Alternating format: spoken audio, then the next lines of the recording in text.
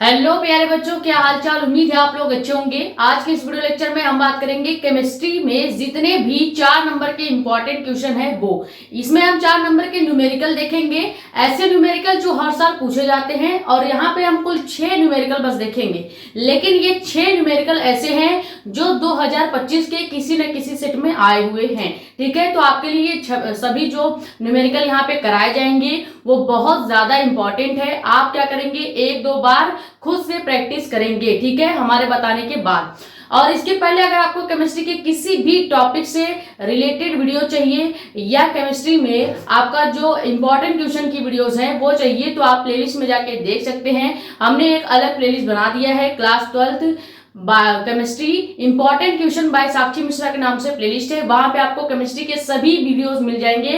Total 61 videos उसमें है। आप वहां पे टॉपिक वाइज वीडियो भी देख सकते हैं। और आपका जो 2 नंबर वाले क्वेश्चन, 3 नंबर वाले क्वेश्चन या जो बहुविकल्पी क्वेश्चन के हमने सीरीज वगैरह चलाए थे वो सारे वीडियोस उसी प्लेलिस्ट में अवेलेबल है। ठीक है, ये वीडियो जो है यानी ये जो हमारा टॉपिक है, इसको स्टार्ट करने से पहले आपको बता दिया, अगर आप हमारे चैनल पे नए हैं तो चैनल को सब्सक्राइब कर लें ताकि ऐसी ही इंफॉर्मेटिव और इंपॉर्टेंट वीडियो आपके पास आती रहे। ज्यादा से ज्यादा वीडियो कर दे शेयर ताकि और भी लोग जुड़ जाएं।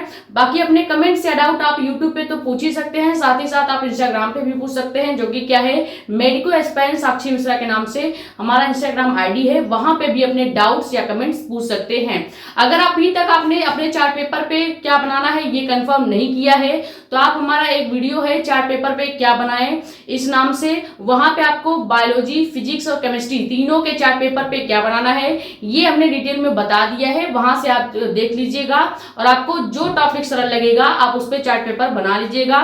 उससे रिलेटेड हमने आपको वीडियोस प्रोवाइड कर दिया है, चाहे फिजिक्स हो, केमिस्ट्री हो या बायोलॉजी हो। तीनों के चार्ट पेपर पे हमने जो टॉपिक आपको बताया है कि ये आपको बनाना चाहिए, उससे रिलेटेड हमने आपको वीडियो टोटल प्रोवाइड कर दिया है। तीनों के अलग अलग प्लेलिस्ट भी बना दिए हैं। और किसी भी टॉपिक पे अगर आपने चार्ट पेपर पे डायग्राम बना रखा है, उससे रिलेटेड वीडियोस चाहिए तो आप मांग लीजिएगा। एक कमेंट करेंगे, आपके जो भी टॉपिक होंगे उससे रिलेटेड वाइवा क्वेश्चन हम आपको कवर करा देंगे। देखो, केमिस्ट्री में अगर बात करें तो 3 ही चैप्टर आपका है फिजिकल केमिस्ट्री का। शुरू के जो 3 चैप्टर हैं उन्हीं चैप्टर से आपके ज्यादातर न्यूमेरिकल बनते हैं। बाकी इनऑर्गेनिक और ऑर्गेनिक केमिस्ट्री से इतने ज्यादा न्यूमेरिकल्स नहीं आते, वहां पे थ्योरी वाला क्वेश्चन आता है। अगर न्यूमेरिकल आता भी है तो आपको ऑप्शन दिया जाता है कि आप न्यूमेरिकल करना चाहेंगे या लॉन्ग थ्योरी वाला क्वेश्चन करना चाहेंगे, तो वहां पे आपको ऑप्शन मिलेगा। अगर आपको न्यूमेरिकल नहीं आएगा तो आप वहां पे थ्योरी वाला क्वेश्चन कर लीजिएगा। लेकिन फिजिकल केमिस्ट्री में आपको कोई ऑप्शन नहीं मिलता, वहां पे आपको क्वेश्चन करना ही पड़ेगा। तो इसीलिए पहले शुरू के जो 3 चैप्टर हैं उससे जो 6 इंपॉर्टेंट क्वेश्चन हैं जो 2025 के आए हुए भी हैं वो हम यहाँ पे कवर करेंगे।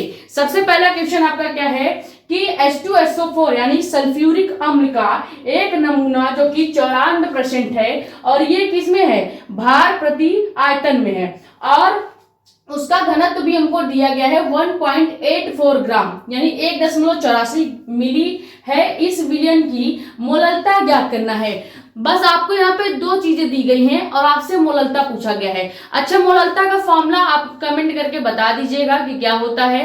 वैसे यहाँ पे तो हम सॉल्व कराएंगे ही, लेकिन आपको सभी फॉर्मूले कमेंट करने हैं जो आपको आता हो। जो नहीं आता है वहां पे आप उसे छोड़ दीजिएगा, बाकी आप दूसरे जो फॉर्मूले होंगे उसे कमेंट कर सकते हैं। ठीक है, तो देखो मोललता आपसे पूछा गया है। मोललता में आपको पता है कि आपको विलेय का भार पता होना चाहिए। पहली बात तो विलेय का भार पता होना चाहिए और विलयन का भार या कह सकते हैं विलायक का भार, ये दोनों पता होगा। और साथ ही साथ हमको क्या पता होना चाहिए, जो आपका विलेय है यानी H2SO4 है, H2SO4 है, इसका हमको जो अणुभार है वो भी पता होना चाहिए, तब जाके आप मोललता निकालेंगे। क्योंकि मोललता का फॉर्मूला ही क्या होता है, विलेय के भार बटे विलायक का भार गुणे आपका हो जाएगा विलेय का, ये जो आपका विलेय है उसका अणुभार, और साथ में हम एक लास्ट में 100 से गुणा भी करते हैं। तो ये आपका फॉर्मूला है। अब यहाँ पे आपको सबसे पहले क्वेश्चन में दिया क्या होता है हम वो लिखते हैं। न्यूमेरिकल में सबसे पहले आपको जो चीजें दी होंगी आप उसे नोट करेंगे और वहां से कुछ वैल्यूज निकालेंगे, उसके बाद फॉर्मूले फार्मूले पे जाया जाता है। ठीक है, तो सबसे पहले में दिया क्या है, H2SO4 का एक नमूना है, यानी ये H2SO4 एक विलेय है जिसको हम विलायक में घोल रहे हैं, और विलायक यहाँ पे क्या है, वाटर है। ठीक है, विलायक आपको मानना पड़ता है, हमेशा वाटर में ही चीजों को घोली जाएगी। ठीक है, तो यहाँ पे देखा जाए तो विलेय जो है यानी H2SO4 का क्या दिया गया है, भार दिया गया है। अब ये जो क्वेश्चन में भार दिया गया है ये है परसेंट में, किसमें है, परसेंट में 94% दिया है, लेकिन आपको परसेंट में भार नहीं चाहिए, आपको चाहिए पूरे सॉल्यूशन में H2SO4 का भार कितना है। पूरे सॉल्यूशन की अगर बात करें तो याद रखें सॉल्यूशन में हमेशा जो आयतन होता है, किसी भी विलयन का जो आयतन होगा वो हमेशा 100 ml माना जाता है। अब जैसे आपने कोई पेन लिया स्टेशनरी की दुकान से, तो कभी भी आपको पेन आधा यूज करके नहीं मिलेगा, आपको पूरा मिलेगा। उसी तरह से जब आप कोई विलयन लेंगे तो अभी कभी आपको आधा विलयन नहीं मिलेगा। जब आप विलयन मानेंगे तो हमेशा पूरा विलयन मानेंगे, और पूरे विलयन का आयतन आपको हमेशा 100 मानना पड़ेगा। क्या मानना पड़ेगा, 100 मानना पड़ेगा। तो ये तो हो गया क्वेश्चन के द्वारा दिया गया भार। अगर हम पूरे सॉल्यूशन में भार निकालेंगे तो पूरे सॉल्यूशन में इस H2SO4 का जो भार होगा वो होगा 94 ग्राम, यानी कि सीधे सीधे जो चीज परसेंट में दिया होगा जब आप पूरे सॉल्यूशन के लिए निकालेंगे तो वही चीज परसेंट से ग्राम में चेंज हो जाएगी। समझ में आ गया, ये हो गया H2SO4 यानी विलेय का पूरे विलयन में भार कितना हो गया, 94 ग्राम हो गया। अब हमें क्या चाहिए, ये तो हुआ आपके विलेय का भार। अब हमें निकालना पड़ेगा आपका विलयन का भार। विलयन का भार आप कैसे निकालेंगे, एक आपको फॉर्मूला याद होगा, विलयन का भार। जब हम विलयन का भार निकालते हैं, भार कर लो या द्रव्यमान कर लो, चीज एक ही होता है, भार या द्रव्यमान सेम चीजें हैं। तो अगर हम विलयन का भार निकालें, ये तो हो गया आपका किसके, विलेय का भार। याद रखें H2SO4 विलायक में या कह सकते हैं विलयन में घोला जा रहा है, तो ये हो गया क्या, विलेय। जैसे आप पानी में चीनी को घोल रहे हैं तो चीनी क्या हुआ, विलेय हुआ। उसी तरह से H2SO4 हो गया विलेय, यानी ये किसका भार है, विलेय का भार निकल के आया है, जो कि कितना है, 94 ग्राम। अब हमें चाहिए विलयन का भार। विलयन का भार कैसे निकलता है, हम क्या करते हैं, आयतन का गुणा कर देते हैं किसके साथ, घनत्व के साथ, क्योंकि हमें घनत्व भी दिया गया है। अगर हम दी गई चीजें देखें तो हमें क्या क्या दिया गया है, अगर हम दी गई चीजें देखें तो हमें दिया गया है विलेय का भार जो कि ये रहा, और हमें दिया गया है घनत्व। घनत्व कितना दिया गया है, 1.84 ग्राम। ठीक है, यानी 1.84 ग्राम दिया गया है। अब विलयन का जब भार निकालेंगे तो फॉर्मूला क्या होता है, आयतन गुणे आपका हो जाता है घनत्व। आयतन गुणे घनत्व यानी वॉल्यूम इनटू डेंसिटी। अब हमें डेंसिटी कितना दिया गया है, आप देखिए 1.84 दिया गया है, और आयतन आपको कितना मानना है, हमेशा सॉल्यूशन का आयतन आपको 100 मानना है, ये हमने आपको बता दिया है। तो 100 का गुणा अगर आप 1.84 के साथ करेंगे तो ये आपका दशमलव हट जाएगा और आएगा कितना, 184 ग्राम। कितना आ जाएगा, 184 ग्राम। और ये 184 ग्राम निकला क्या है, तो विलयन का भार। क्या निकल गया है, विलयन का भार निकल गया है। तो दो चीजें हमने निकाल ली, पहले हमने निकाला विलेय का भार जो कि हमें 94% दिया था, उसको हमने पूरे सॉल्यूशन के लिए निकाला है तो वो ग्राम में चेंज हो जाएगा। जब भी प्रश्न में चीजें दी गई होंगी, अगर आप पूरे सॉल्यूशन के लिए निकालेंगे तो वो ग्राम में चेंज हो जाएगा, जितना परसेंट रहेगा उतना ग्राम में चेंज हो जाएगा। अब अगर हमने विलयन का भार निकाला है तो आयतन गुणे डेंसिटी फॉर्मूला होता है, वहां पे वैल्यू रखेंगे तो निकल गया है आपका क्या, विलयन का भार। विलयन का भार जब हमें मिल गया है और विलेय का भार मिल गया है तो अभी हमको क्या चाहिए, विलायक का भार भी चाहिए। क्यों चाहिए, ये सारे भार हम क्यों निकाल रहे हैं, ताकि हम मोललता के फॉर्मूले में ये सभी वैल्यूज रख सके। मोललता का फॉर्मूला क्या कहता है कि विलेय का भार बटे विलायक का भार इनटू आपका ये जो विलेय है इसका अणु भार, और लास्ट में हम 100 से गुणा भी करते हैं, ये फॉर्मूला होता है। तो हमने विलयन का भार निकाल लिया, अब हम निकालेंगे विलायक का भार। क्या निकालेंगे, ये तो निकाला हमने सेकेंड मान, ये हमने निकाला पहला मान, ये हमने निकाला सेकेंड मान। अब हम निकालेंगे थर्ड मान जो कि क्या होता है, विलायक का भार। विलायक का भार। विलायक का भार कैसे निकलेगा? जब आप विलेय के भार में से, विलेय के या विलयन के भार में से विलेय का भार घटाएंगे। देखो विलयन का भार कितना है? 184। अगर 184 में से 94 घटा दिया जाए तो आपका जो है विलायक का भार, सॉल्यूशन का भार वो निकल जाएगा। देखो दो आपने भार निकाला है। जब कभी भी फिजिक्स में हम दूरी निकालते हैं तो अगर हमने एक दूरी दी होती है तो हम पूरे दूरी में से जो दूरी निकाली गई है उसको घटा लेते हैं तो आपका सेकेंड दूरी निकल जाती है। सेम उसी तरह यहाँ पे दो भार दिया गया है, अगर हम दोनों भारों को घटा दें तो हमारा जो मान निकल के आएगा वो आएगा विलायक का भार। तो विलायक का भार कैसे निकालेंगे? हम निकालेंगे, फॉर्मूला बनाएंगे अपने आप से ही कि विलयन का भार ज्यादा है तो विलयन का भार में से अगर हम विलेय के भार यानी कि जो आपका 94 है वो घटा देंगे तो आपका निकल के आ जाएगा विलायक का भार। तो वही करेंगे, क्या लिखेंगे फॉर्मूला कि विलयन का भार माइनस विलेय का भार। अब दोनों आप माइनस कर दीजिए तो विलेय का भार और विलयन का भार कितना आया है?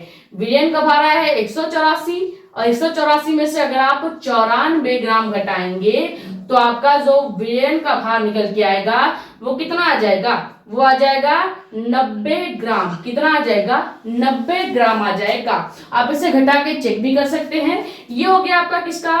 विलायक का भार। ठीक है, अब हमने तीनों भार निकाल लिए, तीनों भार निकाल लिए केवल एक चीज से। आपको क्वेश्चन में क्या दिया था? केवल विलेय का भार दिया गया था। विलेय के भार से हमने सबसे पहले निकाला विलयन का भार, विलयन के भार से हमने निकाल लिया पूरे सॉल्यूशन का भार जो कि क्या है? विलयन के भार माइनस विलेय का भार। जब दोनों घटा देंगे तो 90 ग्राम जो आपका निकल के आया है ये पूरे सॉल्यूशन का भार निकल के आया है। अब जब हमने सबका भार निकाल लिया है अब हम क्या निकालेंगे? जो आपका विलेय है H2SO4 इसका अणु भार। पहले हम सभी वैल्यूज को निकाल लेते हैं न्यूमेरिकल में, उसके बाद फॉर्मूले में रखते हैं। तो हमें अभी क्या चाहिए? विलेय का अणु भार भी चाहिए। विलेय आपका क्या है? H2SO4। H2SO4 का अणु भार आप निकालेंगे तो कैसे निकाला जाता है? हाइड्रोजन का रखेंगे 1, गुणा करेंगे 2 के साथ, प्लस सल्फर का, सल्फर होता है क्या?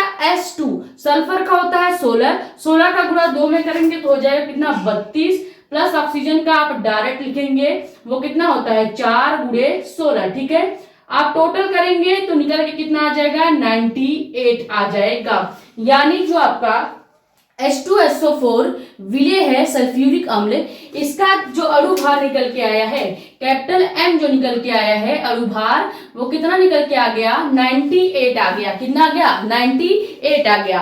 अब हमने सभी वैल्यूज को निकाल लिया है। अब हम क्या करेंगे? मोललता का फॉर्मूला निकालेंगे। तो हमने देखो आपके विलेय का भार भी निकाल लिया, विलयन का भार भी निकाल लिया और विलायक का भार भी निकाल लिया, और जो आपका विलेय यानी H2SO4 है उसका अणु भार भी हमने निकाल लिया।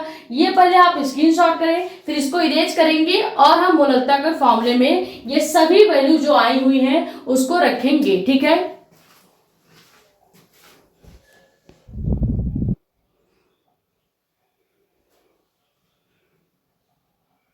तो हमारी वैल्यूज क्या क्या निकल के आई थी? विलेय का भार 94 ग्राम, विलयन का भार 184 ग्राम और विलायक का भार 90 ग्राम आया था।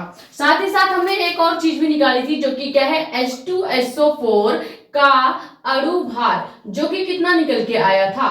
H2SO4 का अणु भार निकल के आया था जो कि कितना था? आपका 98 आया था। ठीक है, 98 आया था।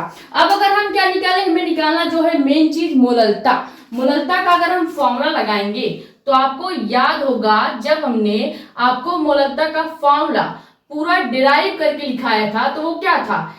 Capital M dash is equal to आपका हो जाएगा क्या? सबसे पहले विलेय का भार, यह है स्मॉल w। किसमें है? स्मॉल w, यानी हम हिंदी में भी लिख देते हैं विलेय का भार बटे आपका क्या हो जाएगा? विलेय का भार बटे हो जाएगा आपका M जो कि क्या है? ये स्मॉल m जो है ये आपका है विलेय का अणु भार। ठीक है, क्या हो गया? विलेय का अणु भार इनटू में कैपिटल W, कैपिटल W आपका क्या हो जाएगा? कैपिटल W आपका हो जाएगा विलायक का भार। किसका? विलायक का भार हो जाएगा। ठीक है, और लास्ट में हमें किससे गुणा करना होता है, 100 से मल्टीप्लाई भी करना पड़ता है। ये है आपका फॉर्मूला किसका, मोलरता का। याद रखें सेम इसी तरह आपका मोलरता का भी फॉर्मूला होता है, लेकिन हमें निकालना है मोलरता, तो हम ये फॉर्मूला यूज करेंगे। तो यहाँ पे अगर वैल्यू रखेंगे तो क्या हो जाएगा, एम डैश इक्वल टू, यहाँ पे विलेय का भार कितना दिया गया है, देखिए सबसे ऊपर हमने लिख रखा है विलेय का भार है 94 अपान कितना हो जाएगा आपका 94 अपान हो जाएगा विलेय का भार। अब विलेय का भार कितना, विलेय का अणु भार कितना है 98 है, और विलायक का भार कितना दिया गया है, विलायक का भार देख रहे हैं आप 90 दिया गया है। कितना दिया गया है, 90 दिया गया है। और लास्ट में हमें किससे गुणा करना होता है, 1000 से। यहाँ पे 100 नहीं होगा जी, 1000 होगा। कितना होगा, 1000 से। तो 1000 से अगर गुणा करेंगे तो सबसे पहले इस जीरो से इस जीरो को हम कैंसिल आउट कर देंगे। बचा क्या आपका, ये 2 जीरो बचा है और ये 94 है। अब ये 2 जीरो यानी कि 100 का गुणा 94 में करेंगे तो कितना आ जाएगा, एम डैश इक्वल टू आ जाएगा 9400, यानी कि 9400 बटे, अगर आप 94 या कह सकते हैं 98 में 9 का गुणा करेंगे तो कितना आ जाएगा, यहां पे आ जाएगा आपका 9 या कह सकते हैं 882। आप एक बार गुणा करके देख भी लीजिएगा। अगर आप 9 का गुणा 98 में करेंगे यानी कि 98 के साथ करेंगे तो 882 आएगा। अब अगर हम 9400 यानी कि 9400 का भाग 882 में देंगे तो कितना आएगा, 9400 का भाग 882 में देंगे तो ये कितनी बार जाएगा, ये एक बार जाएगा पहली बात तो, और उसके बाद डायरेक्ट हम ले जा सकते हैं कितना, देखिए अगर हम 882 इसका 10 में गुणा कर दें तो ये आ जाएगा कितना 00 और ये 2 8 8 यानी 888 20 आ गया, यानी 10 बार ले जा सकते हैं 10.6। ठीक है, यानी कि डायरेक्ट अगर देखा जाए तो यानी मोललता कितना निकल गया, मोललता आपका निकला है कितना 10.6 मोल। ठीक है, ये कैलकुलेशन का जो पार्ट है एक बार हम फिर आपको समझा देते हैं। देखो मोललता का फॉर्मूला होता है एम डैश, जो कि क्या होता है विलेय का भार बटे विलेय का ही अणु भार, जिसका आप भार लेंगे उसी का आपको अणु भार भी लेना है। अगर आप विलायक का भार लेते हैं तो विलायक का अणु भार लेना पड़ेगा। इनटू में आपका विलायक का भार और लास्ट में 1000 से गुणा किया जाता है, चाहे आप मोललता निकालें चाहे आप मोलरता निकालें। ठीक है, तो यहाँ पे मोलरता निकाल रहे हैं तो मोललता को लेके चलेंगे तो एम डैश, यहाँ पे विलेय का भार कितना है 94 और विलेय का जो अणु भार है 98 है, गुणा करेंगे 90 से जो कि क्या है विलायक का भार है, किसका है विलायक का भार है 90 ग्राम। जब हम सबका गुणा करेंगे तो यहाँ पे 1000 है, 1000 से 00 कैंसिल हो जाएगा, इसका गुणा इसमें कर देंगे आ जाएगा 9400 यानी कि 9400 बटे 882। 882 कैसे आएगा, आप 98 का गुणा 9 में करके देख लीजिएगा 882 आ जाएगा, दोनों का भाग देंगे तो 10.6 मोल आपका आंसर आ जाएगा। और ये जो क्वेश्चन है आपका बहुत ज्यादा इंपॉर्टेंट क्वेश्चन है। पहले आपको केवल 2 मान दिया होगा, जिससे आप क्या करेंगे, यानी जो परसेंट में मान होगा ये होगा विलेय का भार, इसको आपको ग्राम में बदलना पड़ेगा। उसके बाद आपको विलायक का भार निकालना पड़ेगा, जो कि आप डेंसिटी के साथ गुणा करके आयतन का गुणा करके निकाल सकते हैं। फिर आप निकालेंगे विलायक का भार और लास्ट में आपको फॉर्मूला लगा देना है। ठीक है, ये स्क्रीनशॉट कर ले। हम देखेंगे सेकंड क्वेश्चन, जो कि इससे भी ज्यादा इंपॉर्टेंट और शायद आपको इससे भी ज्यादा डिफरेंट और डिफिकल्ट लगे। ठीक है,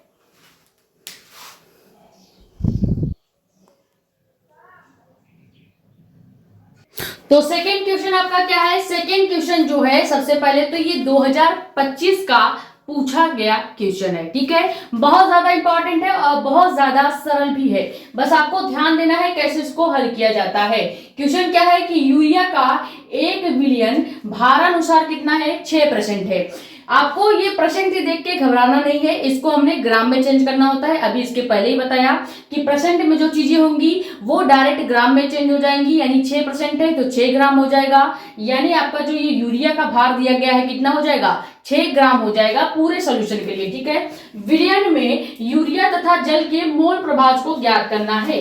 पूछा क्या जा रहा है, मोल प्रभाज। जब भी मोल प्रभाज निकालना होता है क्या किया जाता है, पहले हम जिसका भी मोल प्रभाज निकालना होगा उसका भार और अणुभार निकालते हैं। जैसे यहाँ पे हमें निकालना क्या है, यूरिया और जल का मोल प्रभाज। अगर हमें यूरिया का मोल प्रभाज निकालना पड़ेगा तो उसके लिए हमें चाहिए क्या, यूरिया का भार चाहिए और यूरिया का अणुभार चाहिए। जब यूरिया का भार और अणुभार का आप भाग देंगे, जो मान निकल के आएगा वो आएगा आपका यूरिया का मोल प्रभाज। क्या निकल के आएगा, यूरिया का मोल प्रभाज। इसी तरह से हम वाटर का भी निकालेंगे। तो सबसे पहले जो चीजें क्वेश्चन में दी गई है वो नोट करते हैं। दिया क्या गया है, दिया आपको है कि केवल एक मान दिया गया है जो कि क्या है, यूरिया का भार। यूरिया का भार कितना है, 6%। परसेंट में दिया गया है तो आपको पहले ही बता दिया है, कोई भी चीज अगर आपके मोल वाले चैप्टर में परसेंट में दिया होगा तो पूरे सोल्यूशन के लिए अगर हम उसका भार निकालेंगे तो वो जितना परसेंट होगा उसको हम उतने ग्राम में लिख लेंगे, उतने ग्राम में लिख लेंगे।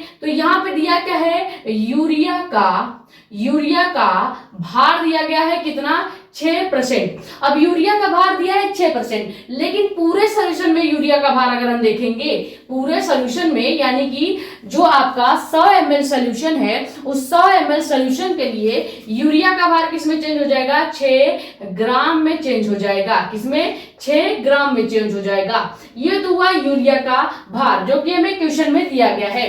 इसी क्वेश्चन में आपको दिख रहा होगा कि यूरिया का आणविक द्रव्यमान यानी अणुभार भी दे दिया गया है, जो कि कितना होता है, 60 होता है। देखो अक्सर आपको जो द्रव्यमान होगा यानी जो आपका अणुभार होगा वो इस तरह से ब्रैकेट में दे दिया जाएगा, और अगर जिस चीज का नहीं दिया होगा वो आप कैलकुलेट करके निकाल लीजिएगा। अब यहाँ पे यूरिया का तो हमें भार और अणुभार दोनों दिया है, लेकिन हमें वाटर का नहीं भार दिया है और ना ही अणुभार दिया है। याद रखें, जब आपको वाटर का भार और अणुभार नहीं दिया होगा तो आप उसका मोल नहीं निकाल पाएंगे। तो वहां पे कैसे निकाला जाएगा, पहले हमने यूरिया का भार लिख लिया, अब हम लिख लेते हैं यूरिया का अणुभार।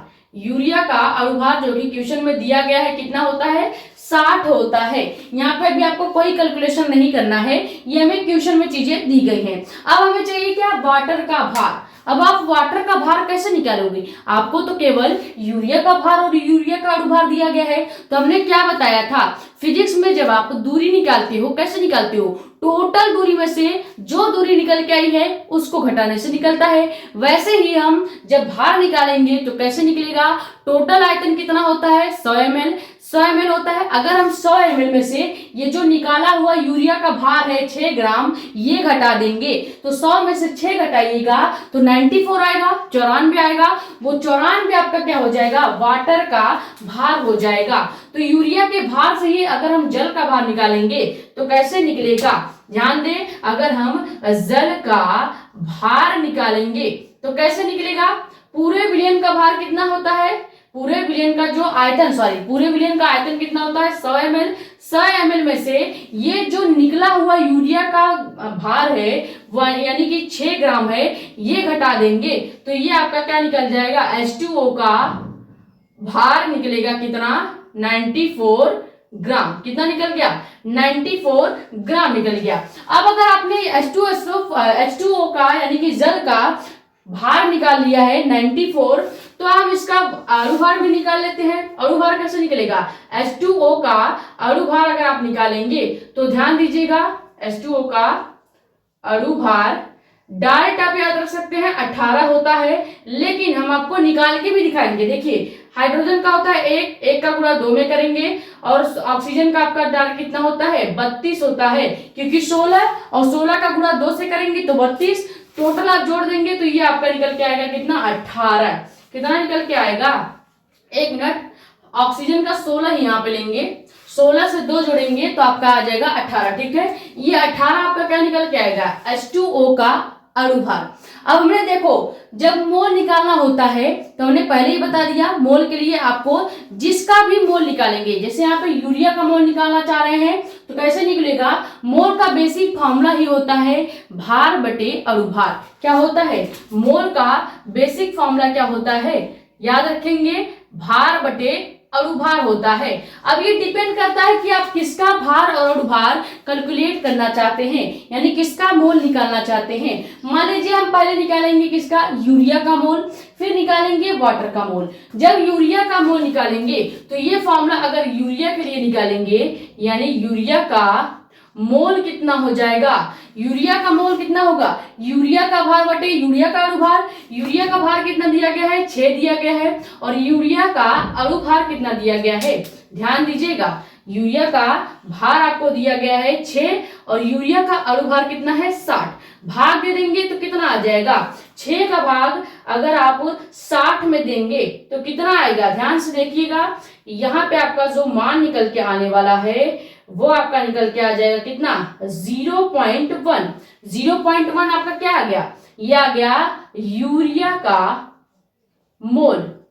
यूरिया का मोल 0.1 निकल के आ गया। इसी तरह से अगर हम जल का मोल निकालेंगे तो कैसे निकालेंगे, जल का मोल निकालेंगे तो क्या हो जाएगा, जल का भार बटे जल का अणुभार। जल का भार कितना है, ध्यान से देखिएगा, 94। हमने कैसे निकाला, पूरे आयतन में से जो पहले दिया गया आपका भार है उसको घटा देंगे तो जो भार निकल के आएगा वो होगा आपका वाटर का भार, यानी जल का भार। अब जल का भार दिया है कितना, मोल n इक्वल टू हो जाएगा आपका कितना, 94 अपान जल का अणुभार कितना है 18। भाग दे देंगे तो आपका जो मान निकल के आएगा वो आएगा 5.2। आप चाहिए तो करके देख लीजिएगा, 18 × 90 हो जाएगा और ये दशमलव हो जाएगा, एक जीरो हो जाएगा 40, दो आपका 18 का गुणा 2 में कर देंगे, यानी कि 18 × 90.2 यानी 5.2। ये किसका मान आ गया, ये आ गया आपका जल का मोल। जल का मोल कितना निकल के आ गया, 5.2, ठीक है, ये आपका मोल में लिखा जाएगा। तो हमने दोनों मोल पहले निकाल लिए। अब जब दोनों मोल आपने निकाल लिया है तो आप यहां से आप क्या निकालेंगे, मोल प्रभाज। मोल प्रभाज कैसे निकाला जाएगा, ये पहले आप स्क्रीनशॉट करें, इसको इरेज करेंगे, फिर मोल प्रभाज निकालेंगे। बहुत सिंपल होता है। अगर आपको यूरिया का मोल प्रभाज निकालना है तो आप क्या करेंगे, यूरिया का मोल बटे जो पूरा सॉल्यूशन में जो दोनों आपके दिए गए हैं मान, जैसे कि आप देखिए पूरे सॉल्यूशन में 2 चीज मिलाया गया है, एक है यूरिया, दूसरा है वाटर। तो पहले अगर आप यूरिया का मोल निकालेंगे तो यूरिया के मोलों की संख्या बटे जो दोनों घटक है, दोनों घटक कौन, यानी कि जो आपका यूरिया है और जल है, इन दोनों मोलों की संख्याओं के योग का जब आप भाग देंगे जो मान निकल के आएगा वो होगा आपका यूरिया का मोल। और इसी तरह से वाटर का भी निकालेंगे, पहले वाटर का मोल लेंगे, फिर बटे में हम दोनों के मोलों को नीचे जोड़ेंगे और भाग देंगे, जो मान निकल के आएगा वो आएगा वाटर का मोल प्रभाग। ये स्क्रीनशॉट करें, बहुत सिंपल है, हम आपको कैलकुलेट करके बता देते हैं।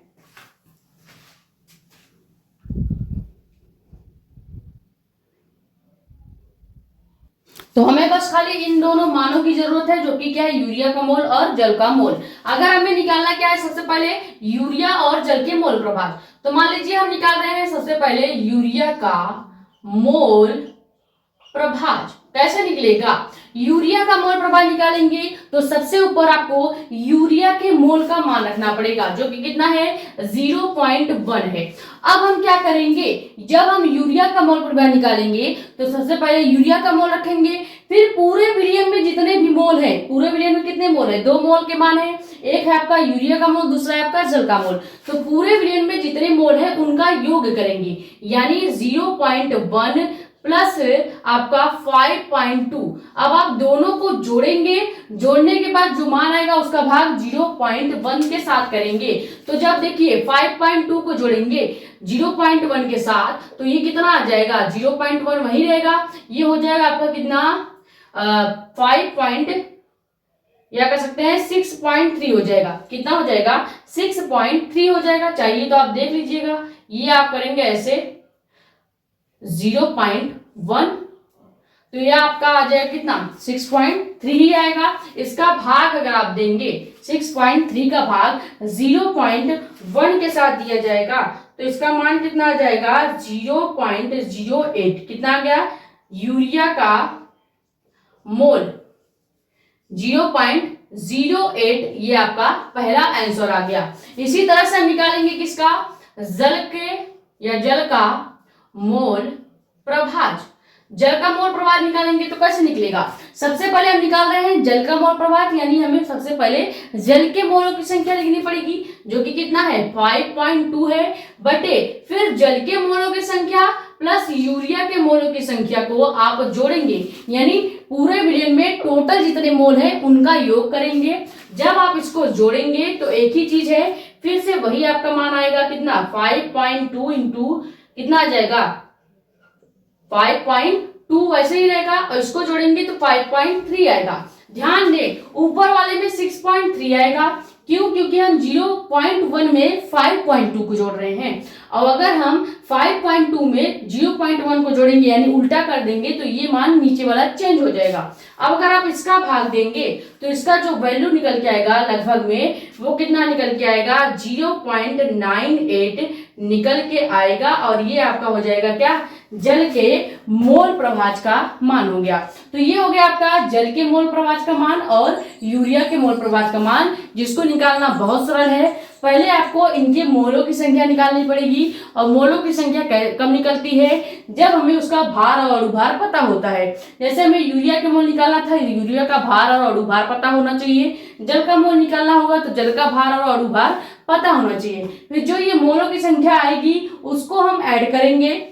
जैसे यहाँ पे हमने निकाला यूरिया के मोल प्रभार, तो यूरिया के मोल प्रभार निकालेंगे। सबसे पहले यूरिया के मोलों की संख्या प्लस यूरिया के मोलों की संख्या के साथ साथ हमें चाहिए वाटर के मोलों की संख्या। दोनों की मोलों की संख्या को जोड़ देंगे, जो मान है उससे भाग देंगे, जो आएगा वो आपका आंसर हो जाएगा। ठीक है, इसी प्रकार से जल का भी निकाल लेंगे, और ये हमने निकाल लिया आपका जल और यूरिया का मोल प्रभार। ठीक है, ये आप स्क्रीनशॉट कर लें। फिर देखेंगे थर्ड क्वेश्चन, जो कि इससे भी ज्यादा इंपॉर्टेंट है क्योंकि उसमें 3 सवाल पूछे गए हैं। ठीक है,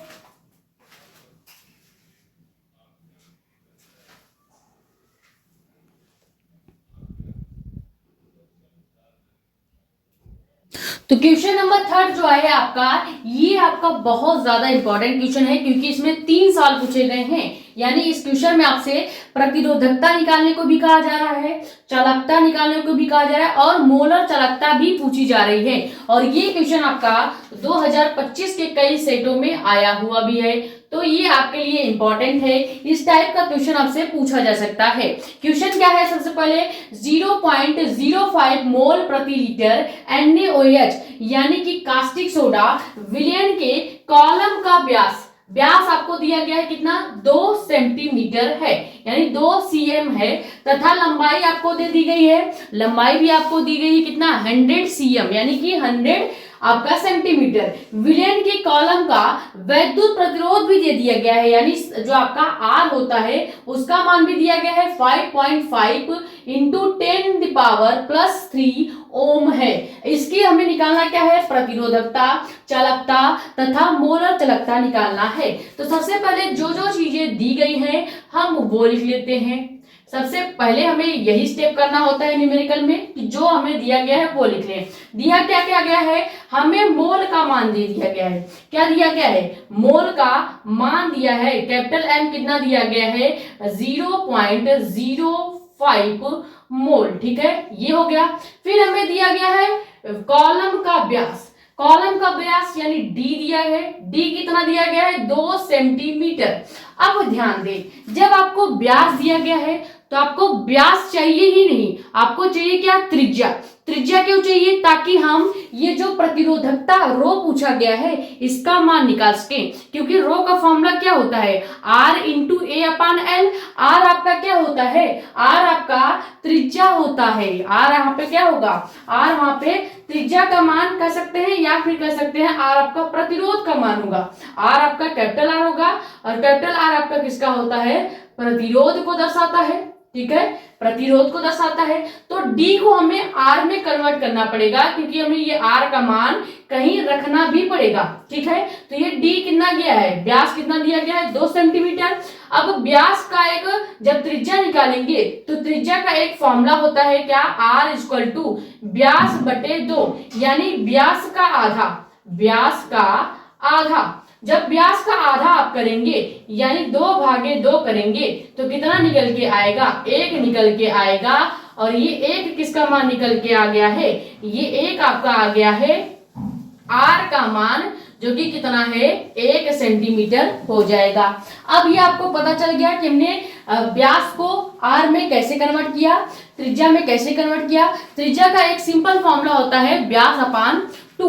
व्यास का मान 2 से भाग देंगे 1 आ जाएगा, ये आपका निकल के आ गया आर का मान। ये तो हुआ आर का मान। और हमें क्या दिया गया है, लंबाई भी दी गई है। लंबाई एल कितना दिया गया है, 100 सेंटीमीटर। तो 100 सेंटीमीटर को हम अभी वैसे ही रहने देंगे, इसको मीटर में चेंज करने की जरूरत नहीं है। और हमें क्या दिया गया है, विलेन के कॉलम का वैद्युत प्रतिरोध यानी कि आपका कैपिटल आर भी दिया गया है।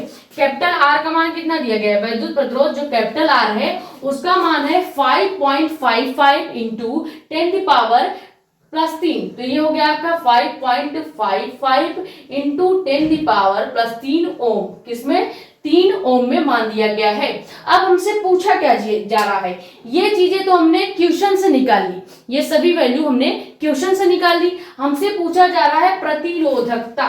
प्रतिरोधकता यानी रो का मान पूछा जा रहा है। और हमसे पूछा जा रहा है चालकता यानी कि कापा के का मान पूछा जा रहा है। और हमसे क्या पूछा जा रहा है, मोलर चालकता यानी कि लैम्डा एम, ठीक है, लैम्डा एम का मान पूछा जा रहा है। अब हम कैसे निकालेंगे, सबसे पहले हम निकालेंगे प्रतिरोधकता।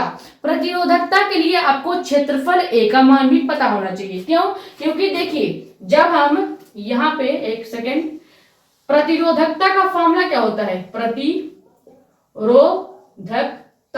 जो कि क्या होता है, rho is equal to capital R into A upon L, ठीक है, ये फॉर्मूला होता है। अब इस फॉर्मूले के अकॉर्डिंग हमें पता चल रहा है कि हमें आर का मान तो क्वेश्चन में दिया गया है, देखिए ये दिया गया है, और एल का मान भी दिया गया है जो कि कितना है 100 सेंटीमीटर, लेकिन ए का मान हमें पता नहीं है, यानी क्षेत्रफल हमको ज्ञात नहीं है। क्वेश्चन में कहीं भी आपको क्षेत्रफल का मान नहीं दिया गया है, तो कैसे निकालेंगे, पहले हमको ए यानी कि क्षेत्रफल निकालना पड़ेगा।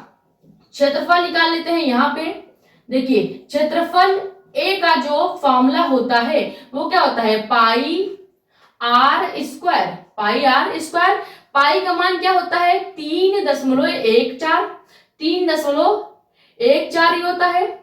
तो यहाँ पे रखेंगे हम पाई का मान 3.14 गुणे आर का मान कितना निकल के आया। देखिए हमने आर का मान क्यों निकाला था, हमने आपको व्यास को त्रिज्या में चेंज करने को क्यों कहा था, क्योंकि हमें क्षेत्रफल में वहां पे काम लगने वाला था, इसलिए हमने व्यास को पहले जो 2 सेंटीमीटर था उसको त्रिज्या में बदला यानी 1 सेंटीमीटर में बदला। अब जो वो 1 मान निकल गया है उसको हमने क्षेत्रफल में रखना था, इसलिए हमने व्यास को त्रिज्या में बदला था। समझ में आ गया। अब यहाँ पे 1 का स्क्वायर करेंगे तो 1 ही आएगा, यानी क्षेत्रफल निकल के कितना आ गया 3.14।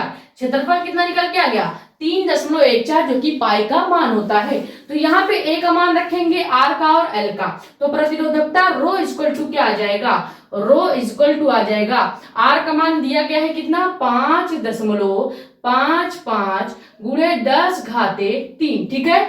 और हमें ए का मान कितना निकाला है 3.14 अभी निकाला है, ये देखिए ए का मान 3.14 निकाला है। और एल का मान कितना दिया गया है, पहले से देख लीजिए क्वेश्चन में एल का मान यहाँ पे दिया गया है 100 सेंटीमीटर, तो यहाँ पे रख देंगे 100। अब ध्यान से देखिएगा, अब यहाँ पे आ गया प्रॉपर कैलकुलेशन। कैसे होगा, जब यहाँ पे देखो 10 के घाते 3 का मतलब है कि ये कितना है 1000, कितना है 1000। ये आपको बेसिक चीजें हैं पता होनी चाहिए। अब अगर हम 10⁻³ में से ये काट दें 2 जीरो, तो यहाँ पे केवल 10 के घात 1 बच जाएगा। क्या बच जाएगा 10 के घात 1 बच जाएगा, यानी केवल 10 बच गया, ठीक है, यानी केवल 10 बच गया।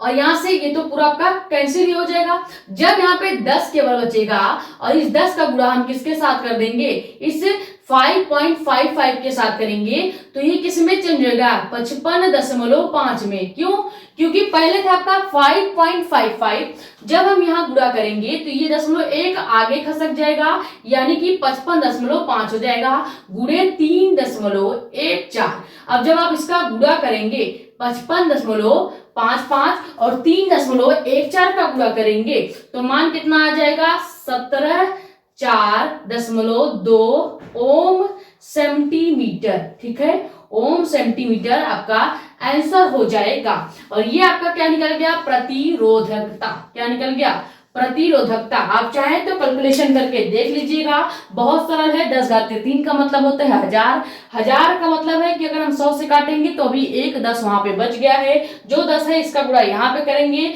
तो ये जो पहले अंक पे दशमलव था वो दूसरे अंक पे चला जाएगा, क्योंकि हमने यहाँ पे 10 से गुणा किया है। तो 5.55 जो है वो 55.5 में चेंज हो जाएगा, जिसका गुणा हम 3.14 के साथ करेंगे तो आपका रो यानी कि प्रतिरोधकता जो है वो कितना आएगा, आप गुणा करके देख भी लीजिएगा। 17.4 यानी कि 174.2 ओम सेंटीमीटर आपका पहला आंसर हो गया। ठीक है, यहां तक समझ में आ गया। ये इसका स्क्रीनशॉट कीजिए, फिर हम इतना पार्ट इरेज करेंगे और आपका चालकता जो है वो निकालेंगे। चालकता के लिए आपको ये रो का मान याद होना चाहिए। रो का जो वैल्यू है हम यहाँ कहीं लिख लेते हैं, ये जो रो का वैल्यू हमने निकाला है यहाँ पे लिख लेते हैं 17.4.2 ओम। ठीक है, ओम प्रति सेंटीमीटर। ये भी हमें वैल्यू काम आएगा, इसलिए हम ये वैल्यू यहाँ पे लिख रहे हैं। ये स्क्रीनशॉट करें, फिर फटाक से इसको इरेज करेंगे और हम सेकंड जो पूछा गया है चालकता के का मान वो निकालेंगे। क्योंकि चालकता का फॉर्मूला क्या होता है, चालकता का फॉर्मूला होता है K = 1/ρ। इसलिए हमने रो का मान लिख लिया है, क्योंकि हम 1 के अपान कितना कर देंगे, ये रो का मान रखेंगे। ठीक है, तो यहाँ पे फटाक से इसको स्क्रीनशॉट कीजिए।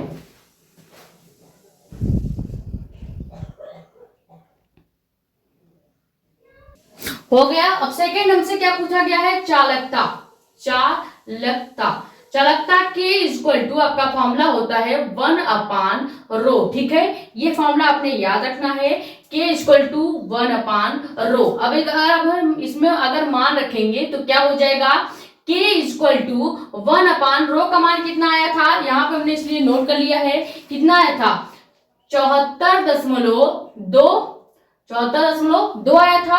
अब अगर हम 74.2 का भाग 1 के साथ करेंगे, किसके साथ, 1 के साथ, तो आप याद रखिएगा इसका वैल्यू जो निकल के आएगा कितना 0.0057। कितना आएगा 0.0057 आएगा। क्यों, क्योंकि यहाँ पे देखिए 3 अंक के बाद दशमलव है, तो जितने अंक के बाद दशमलव होगा हम ऊपर क्या करेंगे, उतना अंक पहले 0 लिखेंगे। यानी देखो 1 2 3 अंक था, तो देखो 1 2 3। अब हमें एक अंक पे दशमलव लगाना था तो एक अंक पे दशमलव लगा दिया, बाकी आपका 0057 है। अब इसे चाहे तो हम और कैसे लिख सकते हैं, देखिए हमारा K का जो मान निकल के आया कितना आया है 0.0057।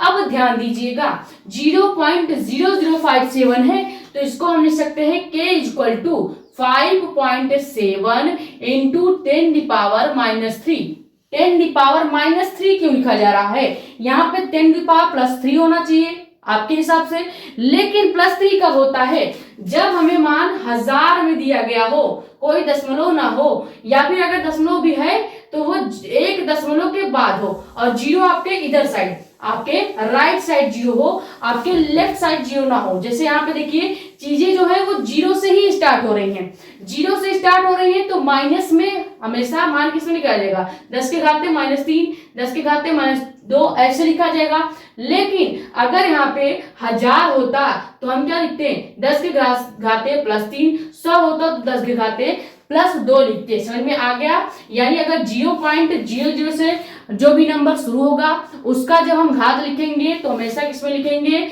माइनस में लिखेंगे। और अगर 1 से शुरू हो रहा है यानी 1000 है तो इसको हम लिखेंगे किसमें, 10⁻³ में। समझ में आ गया होगा। इसीलिए हमने क्या किया है, जब ये 0.0057 को लिखेंगे तो हम 5.7 क्या लिख सकते हैं, 5.7 × 10⁻³ लिख देंगे। और इसका जो आपका मात्रक हो जाएगा चालकता का, वो क्या होता है, चालकता का मात्रक होता है ohm inverse centimetre inverse, ohm inverse centimetre inverse. ये आपका हो गया सेकंड आंसर। ठीक है, ये स्क्रीनशॉट ले, फिर थर्ड वाला लगाएंगे जो कि क्या होता है आपका मोलर चालकता λm। ठीक है, जल्दी से स्क्रीनशॉट लें, केवल 1-2 सेकंड का मौका देंगे।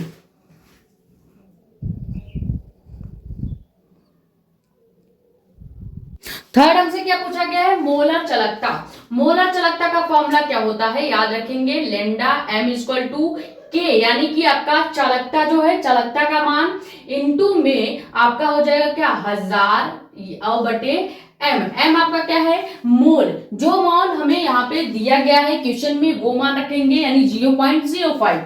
तो यहाँ पे अगर हम निकाले मोलर चालकता लेमडा m इक्वल टू क्या आएगा, अभी हमने के का मान क्या निकाला है, 5.7 इंटू 10⁻³ निकाला था, याद है हमें, अभी निकाला है।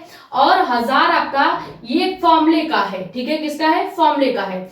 अब बटे में m का मान कितना रखेंगे, जो कि मोल दिया है क्वेश्चन में, यहाँ पे देखिए कितना दिया गया है, 0.05 मोल, तो यहाँ पे 0.05 मोल रख देंगे। अब ध्यान से देखिएगा कैलकुलेशन कैसे करना है। अगर हम सिंपल करना चाहें तो 1000 को हमने अभी बताया है कि 1000 रहेगा, तो इसको हम क्या लिख सकते हैं, 10 घाते +3, 10 की घाते +3 लिख सकते हैं। तो यानी अगर 1000 को 10 घाते +3 लिखेंगे तो 0.57 वैसे ही रहेगा, 10 घाते 3 -3 वैसे रहेगा, इनटू में 1000 को हम लिखेंगे क्या, 10 घाते +3, बटे में आपका क्या हो जाएगा, बटे में आपका हो जाएगा 0.05, कितना, जो कि मोल में दिया गया है। अब ध्यान दीजिएगा, ये हो गया आपका 10 घाते -3, ये हो गया 10 घाते +3, 10 घाते +3 से 10 घाते -3 कैंसिल हो जाएगा, बचेगा क्या, 5.7 अपान 0.05, ठीक है,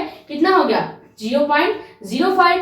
अब आप इसको अगर भाग देंगे तो सबसे पहले करना क्या है, पहले ऐसे डायरेक्ट भाग थोड़ी दे देंगे, इसको हम इक्वल करेंगे, किसके, जो कि क्या हो जाएगा, ये जो 0.05 है ये आपका केवल 5 हो जाएगा, नीचे आपका केवल 5 हो जाएगा, और ये दशमलव हटाएंगे जब, तो ऊपर हमें 0 को बढ़ाना पड़ेगा, दशमलव हटाएंगे तो ऊपर 0 बढ़ाएंगे, तो क्या हो जाएगा 570/5, और 570/5 का अगर आप भाग दे देंगे तो कितना आएगा, ये आ जाएगा लेमडा m इक्वल टू कितना, 114, और ये कितने आएगा, साइमन सेंटीमीटर² में प्रति मोल, ठीक है, इसका मात्रक होता है, ठीक है। मोलर चालकता का मतलब कितना होता है, साइमन सेंटीमीटर² मोल आपका, प्रति मोल आपका मात्रक होता है, ठीक है। बहुत सिंपल था, कैसे करना है देखिए, के आपका कापा यानी चालकता होता है, चालकता का मान हमने कितना निकाला था, 5.7 × 10 घाते -3, ये आपका फॉर्मूले का हो गया 1000 को हम 10 घाते 3 लिख सकते हैं, तो 10 घाते 3 प्लस का और 10 घाते 3 माइनस का कैंसिल हो जाएगा, बचेगा केवल 5.7 अपान मोल का जो मान है वो, दोनों को इक्वल करेंगे तो यहाँ पे देखो दशमलव हटाएंगे तो नीचे 5 वैसे ही रहेगा, ऊपर 570 हो जाएगा, 5 भागे 570 करेंगे तो 114 आएगा, और ये आपका आंसर हो जाएगा। समझ में आ गया, तीनों मान हमने निकाल लिया।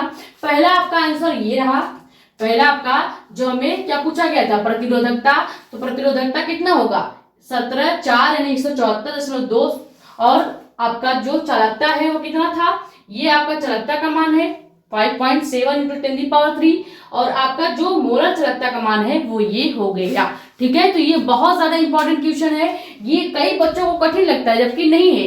देखो इतना मान तो हमें पहले से दे दिया गया था, हमने पहले क्षेत्रफल निकाला फिर फॉर्मूले लगाते चले गए। अगर आपको फॉर्मूला याद होगा तो आप कोई भी क्वेश्चन आराम से हल कर लेंगे, ठीक है। ये स्क्रीनशॉट करें, फिर देखेंगे क्वेश्चन नंबर 4।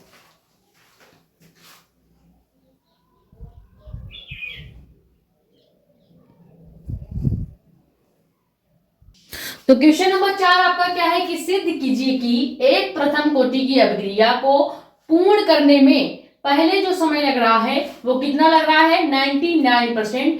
फिर उसी अभिक्रिया को दोबारा जब किया जा रहा है तो उसे पूर्ण करने में अब 90% समय लग रहा है। तो 90% जो है उसको पूर्ण करने में जो समय है वो कितना है, 2 गुना होता है। यानी सीधे सीधे क्वेश्चन ये है कि पहले जो अभिक्रिया है, प्रथम कोटि की अभिक्रिया है, उसको 99% पूरा करने में जो समय लगा है, अब जब हम वही अभिक्रिया करने बैठे हैं तो दोबारा वही अभिक्रिया को 90% केवल 90% पूरा करने में उसका दुगना समय लग रहा है। यानी पहले कम समय में अभिक्रिया 99% हो गई थी, अब उसका दोगुना समय लग रहा है, लेकिन अभिक्रिया उसका 99% के बदले 90% ही पूर्ण हो रहा है। तो ऐसे क्वेश्चन कैसे लगेंगे? सबसे पहले ये क्वेश्चन बहुत ज्यादा इंपॉर्टेंट है। इस टाइप का क्वेश्चन आपके बोर्ड एग्जाम में पूछा जाता है। परसेंट वाला जो क्वेश्चन है वो पूछा जाता है। कैसे लगेगा? यहाँ पे आपको अभिक्रिया कितनी बार पूर्ण की जा रही है? 2 बार, यानी 2 बार अभिक्रिया की गई है। पहली बार अभिक्रिया कितनी पूर्ण हुई थी? 99%, लेकिन समय लगा था बहुत कम। दूसरी बार हमने अभिक्रिया किया, अभिक्रिया कम कंप्लीट भी हुआ और समय कितना लगा? ज्यादा। तो पहले केस में हम क्या करेंगे? यहाँ पे हम मानेंगे फर्स्ट केस में, ठीक है। फर्स्ट केस में अगर हम प्रथम कोटि की अभिक्रिया देखें, प्रथम कोटि की अभिक्रिया देखेंगे तो क्या हो जाएगा? प्रथम कोटि की अभिक्रिया देखेंगे तो हमें जो प्राथमिक सांद्रता या प्रारंभिक जो सांद्रता मिलेगी वो कितना मिलेगी? प्रारंभिक सांद्रता A होता है और ये हमेशा आपको 100 ही मानना है। यानी कोई अभिक्रिया शुरू होने से पहले आपके पास कितनी रही होगी? 100% ही रही होगी। यानी आपने कोई पेन लिया है तो वो आपके पास आती कैसे है? 100% प्योर आती है। वो कोई खत्म थोड़ी करके देता है, आपको पूरा फुल उसका CI मिलता है। ठीक उसी प्रकार जब आपको कोई अभिक्रिया कराई जाएगी तो उसकी प्रारंभिक जो सांद्रता होगी, पहली जो उसकी सांद्रता होगी हमेशा 100 होगी। फिर T समय बाद सांद्रता कितनी कर रही है? पहले केस में T समय बाद सांद्रता है वो 99% है। यानी अगर हम T समय बाद सांद्रता निकालें, यानी A माइनस एक्स कर दें, x यहाँ पे आपको समय को बता रहा है, तो T समय बाद सांद्रता क्या हो जाएगी? A माइनस एक्स हो जाएगी। और A कितना है? 100 है। तो 100 में से अगर हम x घटाएं, x कितना है? यहाँ पे देखिए 99% है, तो 100 में से 99 घटाएंगे तो आपकी T समय बाद जो सांद्रता का मान आएगा A माइनस एक्स वो कितना आ जाएगा? 1 आ जाएगा। यानी प्रारंभिक सांद्रता कितनी है? 100 है। T समय बाद वही सांद्रता कितनी हो जा रही है? 1 हो जा रही है। समझ में आ गया? बहुत आसान है। हमेशा अभिक्रिया की सांद्रता प्रारंभिक में 100 रहती है, बाद में ये 1 हो जाएगी। क्यों? क्योंकि हम T समय बाद सांद्रता कितनी? 99%। अगर हम यही सेकंड केस लेके लगाएंगे तो याद रखिएगा सेकंड केस में आपको T समय बाद जो सांद्रता है वो 90% माननी पड़ेगी। क्यों? क्योंकि पहले सांद्रता 99%, फिर दोबारा सांद्रता 90% दिया गया है। तो पहले केस वाला सॉल्व कर ले, फिर सेकंड केस वाला लगाएंगे। तो यहां से हमें सांद्रता पता चल गया। अब सांद्रता पता चल गया है तो हमें निकालना पड़ेगा प्रथम कोटि की अभिक्रिया का वेग का फॉर्मूला। क्या लगाएंगे? प्रथम कोटि की अभिक्रिया के वेग का फॉर्मूला, यानी अभिक्रिया के वेग का जो फॉर्मूला होता है वो क्या होता है? अभिक्रिया का वेग फॉर्मूला हो जाएगा प्रथम कोटि के लिए K इक्वल टू 2.303, यहाँ पे हो जाएगा T और log बेस 10 A यानी प्रारंभिक सांद्रता बटे T समय बाद जो सांद्रता है यानी A माइनस एक्स। ठीक है, ये आपका फॉर्मूला होता है, बेसिक फॉर्मूला है। अब अगर हम इस फॉर्मूले को इस पहले केस के लिए यूज कर रहे हैं तो यहाँ पे T की जगह हम क्या ले लेंगे? T1 ले लेंगे। T की जगह हम T1 ले लेंगे क्योंकि हम पहली सांद्रता के लिए निकाल रहे हैं जो कि कितना है? 99%। पहली सांद्रता के लिए अभिक्रिया का मान निकालेंगे तो यहाँ पे हमें T की जगह यानी x की जगह 99 मानना पड़ेगा और T को हमें T1 मानना पड़ेगा। अब अगर हम A और AX का मान रखेंगे तो क्या हो जाएगा? ये क्या हो जाएगा? K इक्वल टू 2.303, T1 आपका वैसे ही रहेगा, log बेस 10 आपका वैसे ही रहेगा। A का मान कितना है? प्रारंभिक सांद्रता का हमेशा जो प्रारंभिक सांद्रता है वो कितनी होती है? 100 होती है, तो 100 ही रखेंगे बटे A माइनस एक्स का मान कितना है? 1। कितना है? 1 है। अब ध्यान दीजिए 1 का भाग 100 में जाएगा नहीं तो हम क्या करेंगे? 100 को कैसे लिख सकते हैं? 10 घाते 2 भी लिख सकते हैं, 10 घाते 2 भी लिखा जा सकता है। तो अगर हम यहाँ पे 10 घाते 2 लिखेंगे तो क्या हो जाएगा? अब यहां से देखिए K इक्वल टू वैसे ही रहेगा, 2.303 वैसे ही, T1 आपका अभी तक वैसे ही रहेगा, log बेस 10 भी आपका वैसे रहेगा। यहाँ पे हम log बेस 10 के साथ इस 100 को क्या लिख सकते हैं? 10 के घाते 2 लिख सकते हैं, 10 के घाते 2 लिख सकते हैं। अब आपने एक फॉर्मूला पढ़ा होगा, log का एक फॉर्मूला होता है क्या? log m के पावर n का।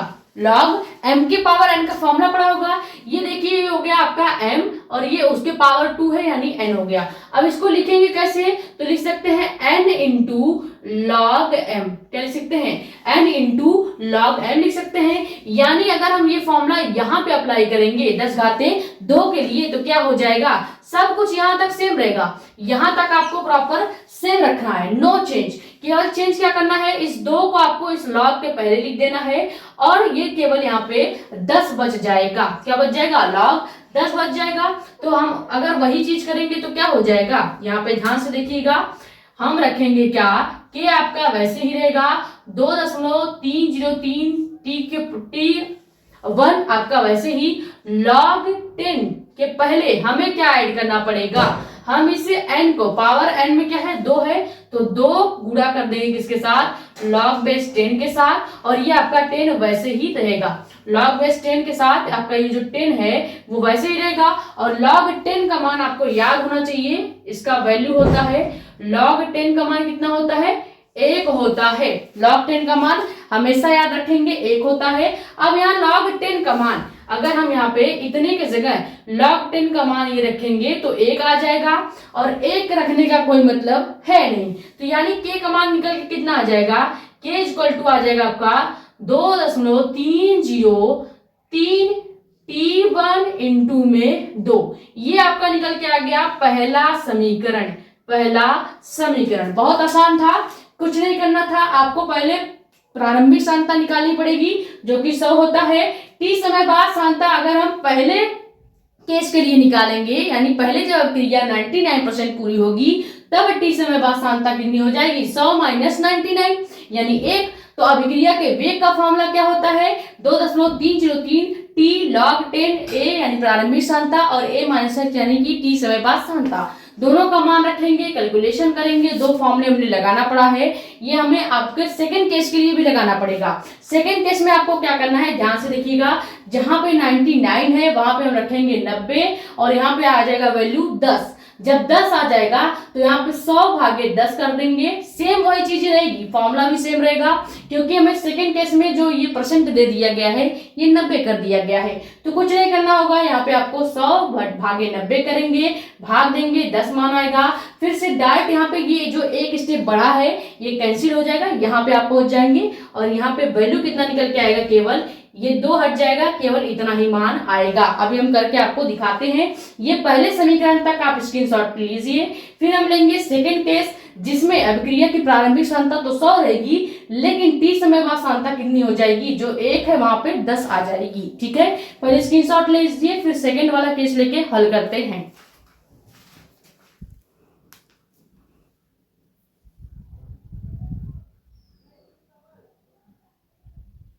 तो हमने यही पहला समीकरण निकाला। अगर अब हम सेकंड केस की बात करें, सेकंड केस की बात करें तो अब हम क्या लेंगे, प्रारंभिक सांद्रता आपकी क्या आएगी, a इक्वल टू 100 ही रहेगा लेकिन t समय बाद सांद्रता यानी a माइनस एक्स कितना निकल के आएगा, a आपका 100 ही है। अब x कितना है, देखिए अब जो अभिक्रिया पूर्ण हो रही है वो 90% पूर्ण हो रही है यानी x का मान हम कितना रखेंगे 90, घटा देंगे तो a माइनस एक्स का जो मान निकल के आएगा वो आएगा 10 और प्रारंभिक सांद्रता कितनी है 100 और t समय बाद सांद्रता कितनी निकल के आ गई 10। अब अगर हम फिर से अभिक्रिया के वेग का फॉर्मूला लगाएं, अभिक्रिया के वेग का फॉर्मूला लगाएं तो क्या होता है, k इक्वल टू 2.303। अब इस बार हमें t1 की जगह क्या लेना पड़ेगा, t2 लेना पड़ेगा क्योंकि हम सेकंड केस के लिए देख रहे हैं, तो यहाँ पे t2 हो जाएगा और log बेस 10 आपका वैसे ही रहेगा और a माइनस कितना था, a by a minus x था यानी प्रारंभिक सांद्रता बटे t समय बाद सांद्रता, ये आपका फॉर्मूला हो गया। अब अगर हम इसमें वैल्यू रखेंगे तो क्या हो जाएगा, ध्यान से देखिएगा, k इक्वल टू वैसे ही 2.303 वैसे ही रहेगा, t2 आपका वैसे ही रहेगा, log 10 भी वैसे रहेगा, केवल a का मान रखेंगे जो कि कितना है 100, a माइनस एक्स का मान कितना है 10। देखिए 0 से 0 कैंसिल हो गया, बच गया कितना log 10, यानी आपका एक स्टेप यहाँ पे कैंसिल हो रहा है। जब आप सेकेंड केस लेंगे तो आपका एक स्टेप कैंसिल हो जाएगा, यहाँ पे घात नहीं आएगा क्योंकि यहाँ पे 10 है तो 0 0 कैंसिल हो जाएगा, बचेगा क्या 10। log 10 का मान 1 होता है, अभी बताया है, फिर से बता देते हैं कि log 10 का मान 1 होता है। यहाँ पे अप्लाई करेंगे तो क्या हो जाएगा, k equal to 2.303 t2 log 10 और यहाँ पे कितना है 10, ठीक है। इस 10 का मान 1 रखेंगे तो कितना आ जाएगा, k equal to 2.303 t2 log 10 का मान 1 होता है, तो रखने का कोई मतलब ही नहीं, या फिर आप रख भी दीजिए, लीजिए एक यहाँ पर रख दीजिए, तो एक कोई मतलब नहीं है, एक आप मान रखिए ना रखिए उससे फर्क नहीं पड़ता। ये आपका क्या गया, सेकंड समीकरण आ गया, क्या गया, सेकंड समीकरण आ गया। अब हमें प्रूव करने को क्या बोला है कि पहली बार जब क्रिया कंप्लीट हो रही है तो अभिक्रिया तो 99% कंप्लीट हुई, लेकिन समय आपका क्या है t1 ही है, लेकिन दोबारा जब हम अभिक्रिया कंप्लीट कर रहे हैं तो अभिक्रिया 90% ही कंप्लीट हो रही है, लेकिन समय जो है वो दुगना हो जा रहा है। तो कैसे होगा, इस समीकरण 1 को और 2 को अगर हम तुलना कर दें, बराबर कर दें, तो आपका जो आंसर आएगा वही आपका आंसर हो जाएगा। तो पहले इतना स्क्रीनशॉट लें, फिर समीकरण 1 और 2 की हम तुलना करते हैं, बहुत सिंपल है।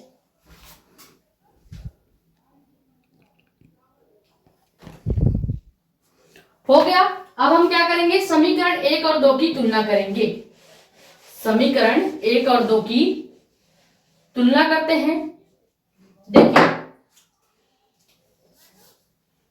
समीकरण 1 व 2 की तुलना करने पर, यानी कि इक्वल करने पर, ठीक है, इक्वल करेंगे तो क्या हो जाएगा, समीकरण 1 क्या है, k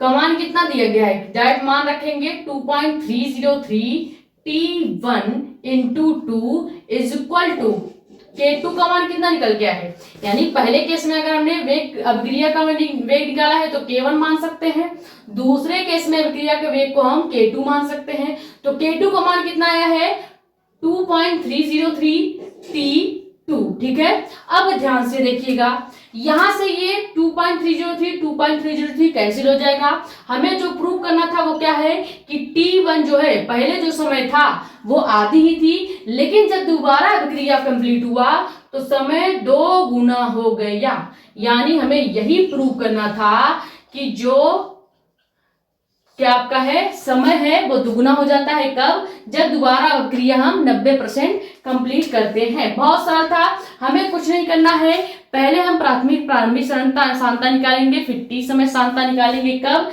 जब अभिक्रिया 99% पूर्ण हुई है। फिर हम अभिक्रिया का वेग निकाल लेते हैं, उससे समीकरण फर्स्ट बना लेंगे। उसी प्रकार से हम समीकरण 2 भी बनाएंगे, दोनों समीकरण की तुलना करेंगे तो जो चीजें कटेंगी वो काटेंगे, और यहाँ पे मान क्या आएगा, t1 इक्वल टू t2 का दुगुना मान, यानी सीधे सीधे जो चीज कहा गया है वही प्रूव करना था कि पहली बार अभिक्रिया में हमें समय आधा लगा है, लेकिन दूसरी बार अभिक्रिया में समय दुगुना लगा है। देखो 90% पूर्ण करने में समय कितना है, 2 गुना लगा है। तो देखिए 90% जब हमने अभिक्रिया पूर्ण किया तो समय भी हमें दुगुना लगा है, ये हमने प्रूव कर दिया। ये स्क्रीनशॉट करें, फिर क्वेश्चन नंबर 5 देखेंगे जो कि एकदम सेम इसी तरह है, बस यहाँ पे जो समय दुगुना लग रहा है वहां पे समय 10 गुना लगेगा, समझ में आ गया। लेकिन वो अभिक्रिया जो है वो प्रथम कोटि की नहीं होगी, वो अभिक्रिया आपकी अर्धिक समय, यानी कि जो आपका आधे वाले समय में कंप्लीट होती है अभिक्रिया, वो वाली होगी।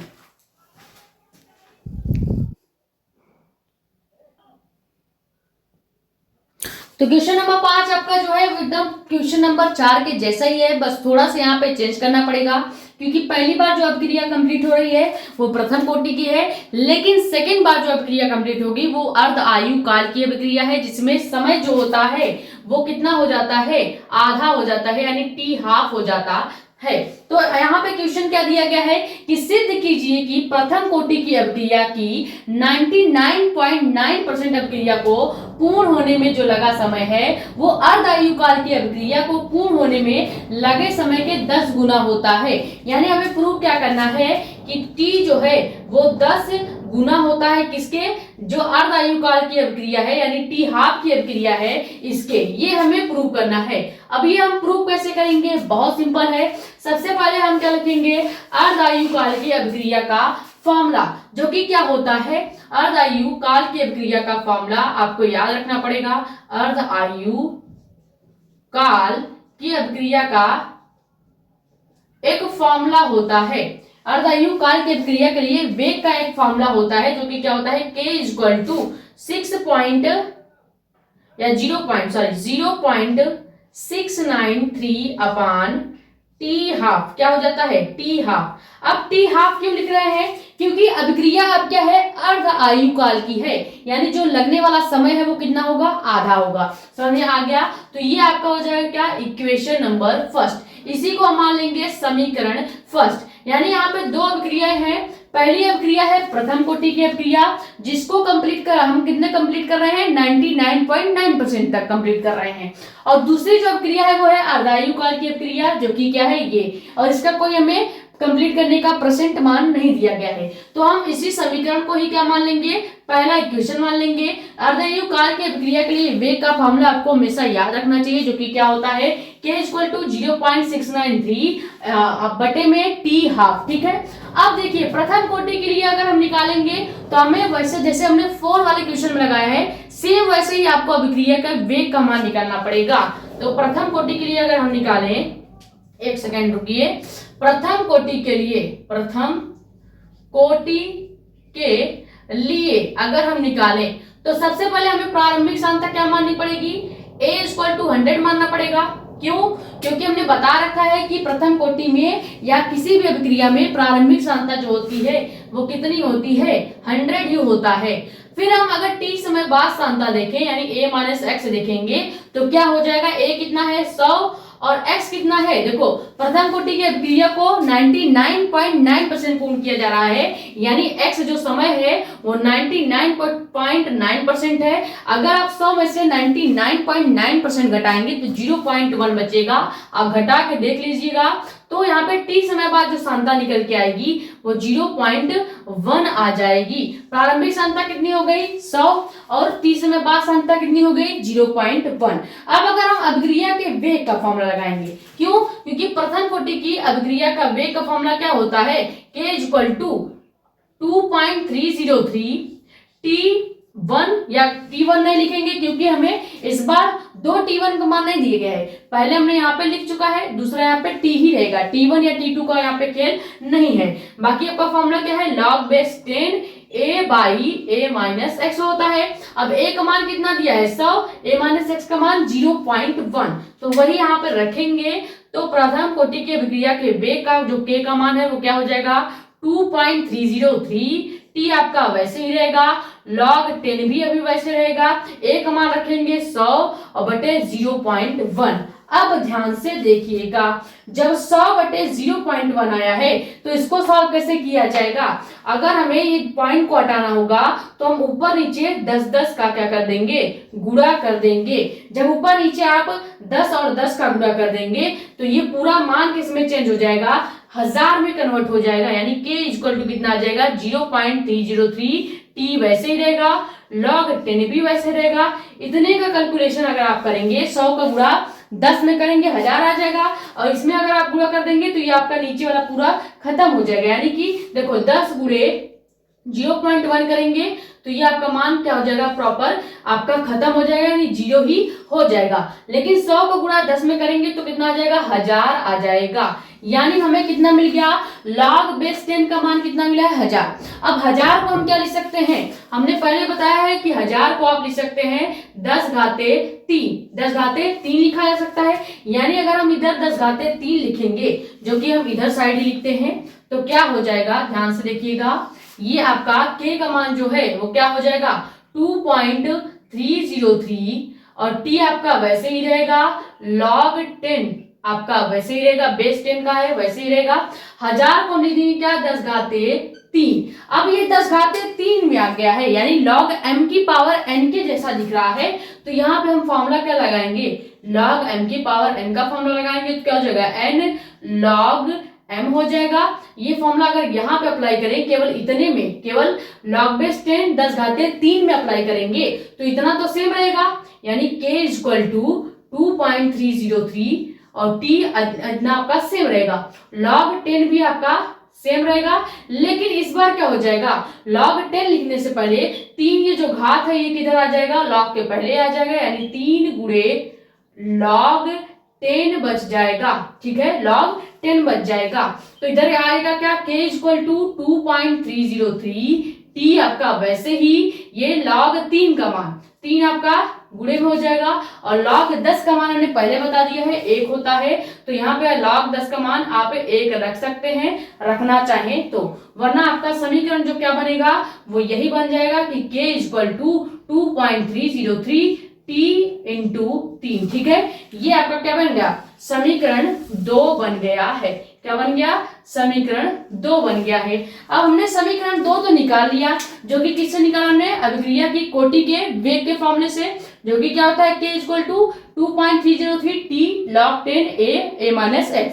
ए आपका पहले से 100 दिया गया होता है, किसी भी अभिक्रिया का प्रारंभिक सांद्रता 100 होता है, t समय बाद सांद्रता निकालेंगे 0.1 हो जाएगा। दोनों का भाग देने के लिए देखो 100 में भाग आप 0.1 का नहीं दे सकते, तो आप ऊपर नीचे क्या करेंगे 10 का गुणा कर देंगे, जिससे नीचे का जो वैल्यू है वो 0 हो जाएगा, ऊपर का वैल्यू 1000 हो जाएगा। 1000 को हम 10 घाते 3 लिख सकते हैं, यहाँ पे 10 घाते 3 का मतलब है log m की पावर n। log m की पावर n का अगर हम फॉर्मूला लगाएंगे तो यहाँ पे log 3 जो है वो आगे आ जाएगा और log 10 पीछे रह जाएगा। log 10 का मान 1 होता है, रखे ना रखे कोई मतलब नहीं है, तो मान लीजिए हमने रख दिया है, तो यहाँ पे 1 का कोई मतलब है नहीं तो ये हट जाएगा। क्या बचेगा, k इक्वल टू 0.303 बटे t इंटू 3, और ये आपका समीकरण 2 हो गया। ठीक है, तो समीकरण 1 और 2 की अगर हम तुलना कर देंगे तो आपका हमें प्रूव क्या करना है कि पहले जो प्रथम कोटि की अभिक्रिया है वो आपका कितना है 99% पूर्ण हो रहा है, लेकिन समय आपका t1 ही है, लेकिन अर्ध आयु काल की जो अभिक्रिया है, यानी ये जो अभिक्रिया है इसको पूर्ण होने में 10 गुना समय लग रहा है, यही हमें प्रूव करना है। तो हम पहले समीकरण 1 और वो 2 का क्या कर लेंगे, तुलना करेंगे। ये स्क्रीनशॉट कीजिए, फिर पहले समीकरण 1 और 2 का तुलना करें।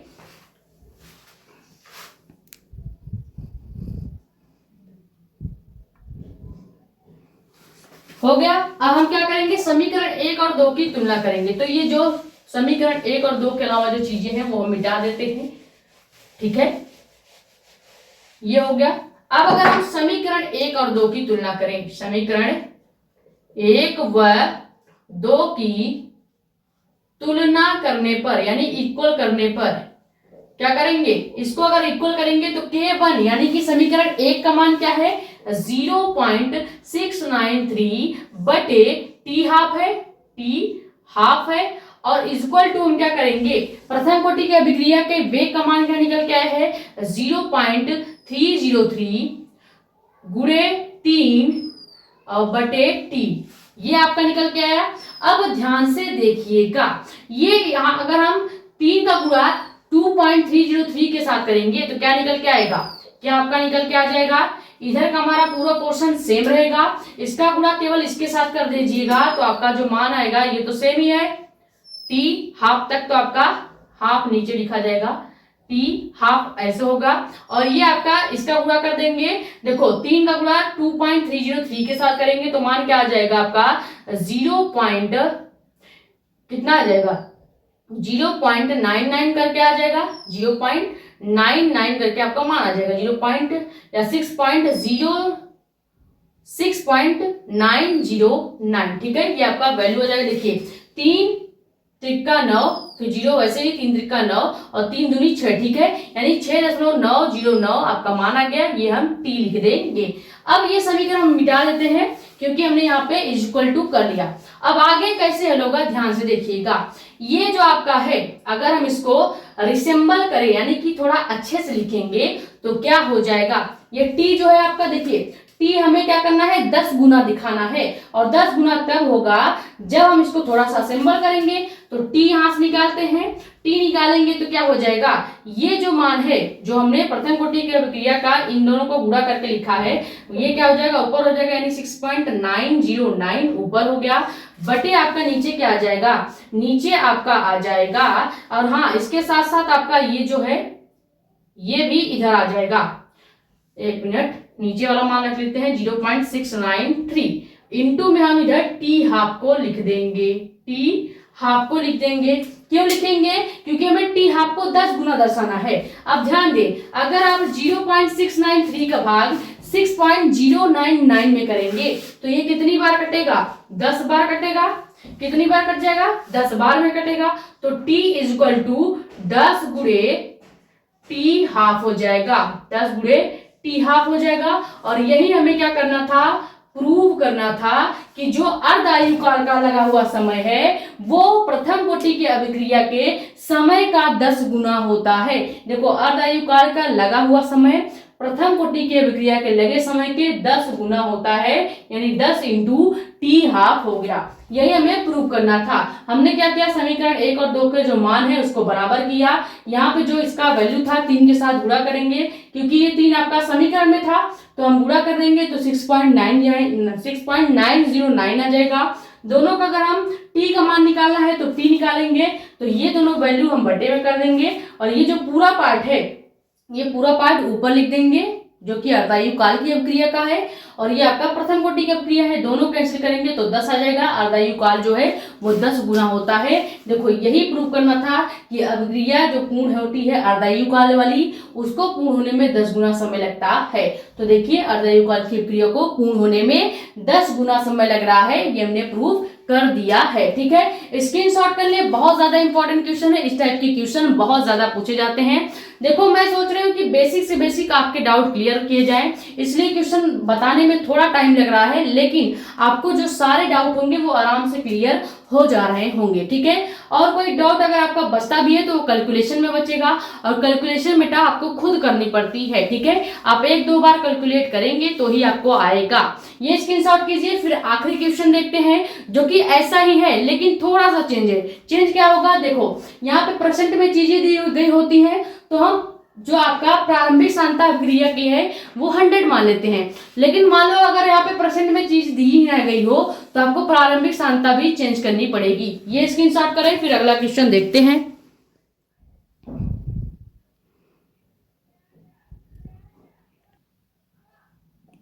तो क्वेश्चन नंबर 6 आपका क्या है कि सिद्ध कीजिए कि प्रथम कोटि की जो अभिक्रिया है इस बार परसेंट में ना होके कितने में है, आपके बटे में है, यानी 3/4 भाग पूर्ण होने में जो लगा समय है वो अर्ध आयु काल के जो समय है उसका दुगुना है। यानी हमें प्रूव क्या करना है कि t जो है ये 2 गुना है किसके, आपके अर्ध आयु काल के समय के, यानी जो नॉर्मल प्रथम कोटि का समय है वो अर्ध आयु काल के समय का 2 गुना होता है। ये हमें प्रूव करना है। कैसे करेंगे, अर्ध आयु काल वाला क्वेश्चन है तो हमें पहला समीकरण क्या बनाना पड़ेगा, अर्ध आयु काल के अभिक्रिया के वेग का फॉर्मूला लगाना पड़ेगा। सबसे पहले हमें क्या लगाना पड़ेगा, अर्ध आयु काल के अभिक्रिया का वेग, जो कि क्या होता है, इसका फॉर्मूला अभी अभी हमने आपको बताया है कि k इजक्वल टू 6 पॉइंट कितना होता है, 6.93 और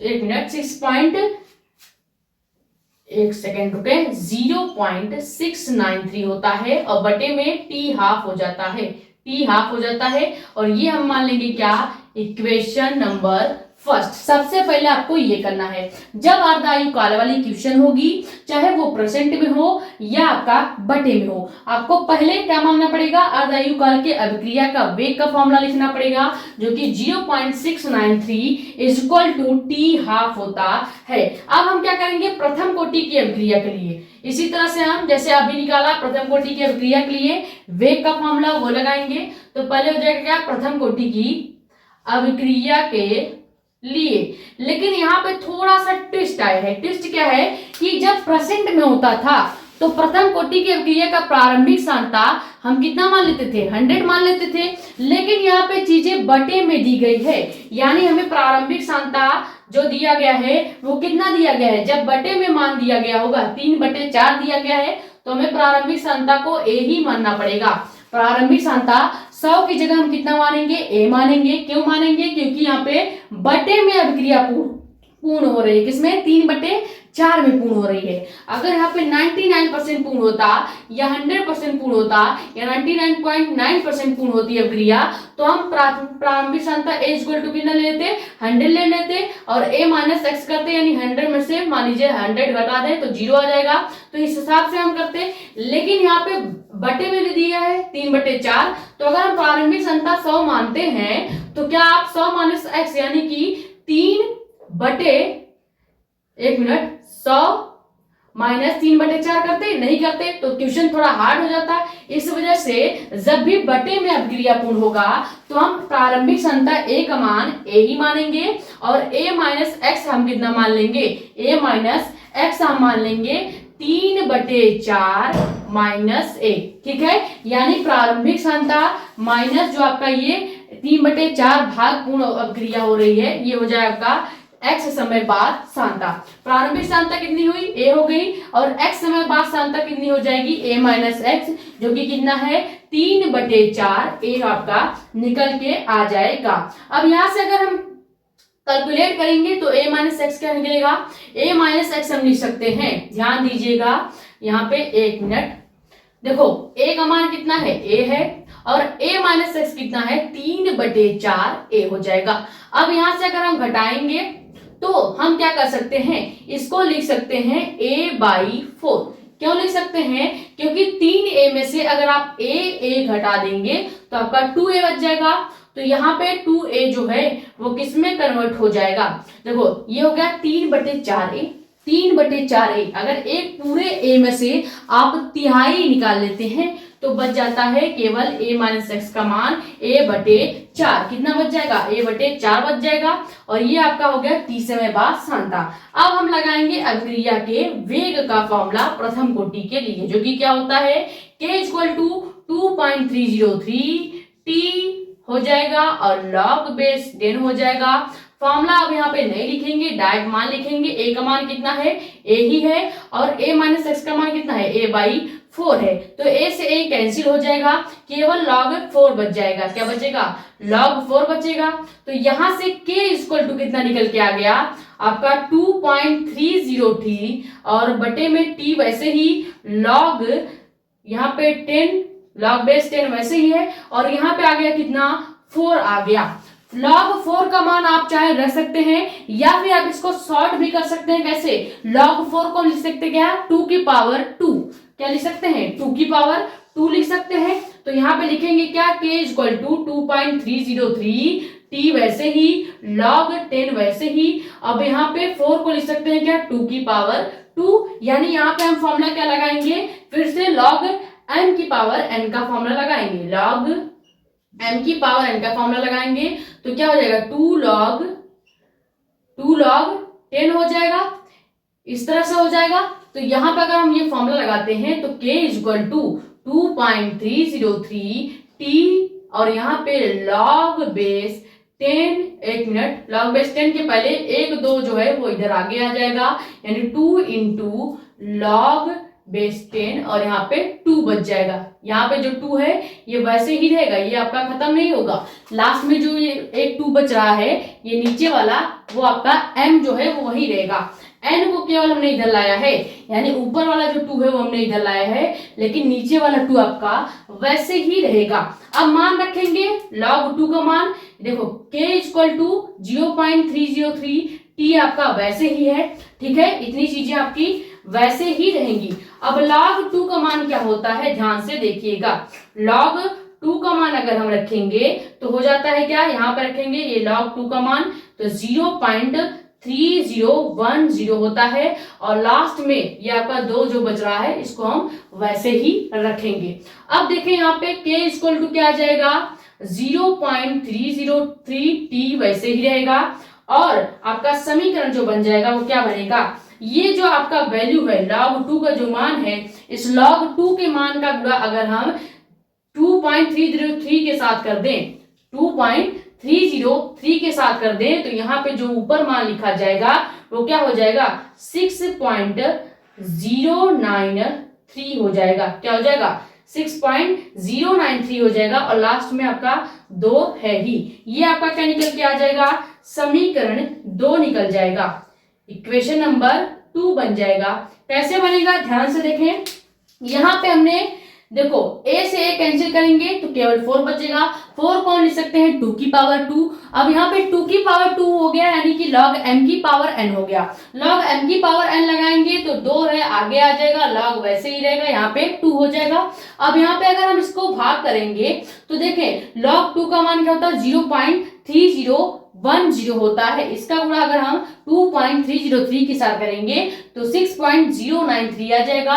और लास्ट में आपका 2m जो है, m का जो मान था, ये नीचे वाला 2 ये वैसे ही रहेगा, और ये आपका इक्वेशन नंबर 2 बन जाएगा। अब हमें प्रूव क्या करना है कि अर्धायु काल की जो क्रिया है वो दुगुनी है। तो हम क्या करेंगे, फिर जैसे हमने 2 क्वेश्चन में क्या किया था, समीकरण 1 और 2 को जो k का मान है वो निकालने के बाद इक्वल कर दिया था, तुलना कर दिया था, वैसे यहाँ पे भी समीकरण 1 और 2 का तुलना करेंगे। जल्दी से स्क्रीनशॉट लें, फिर हम समीकरण 1 और 2 का तुलना करते हैं।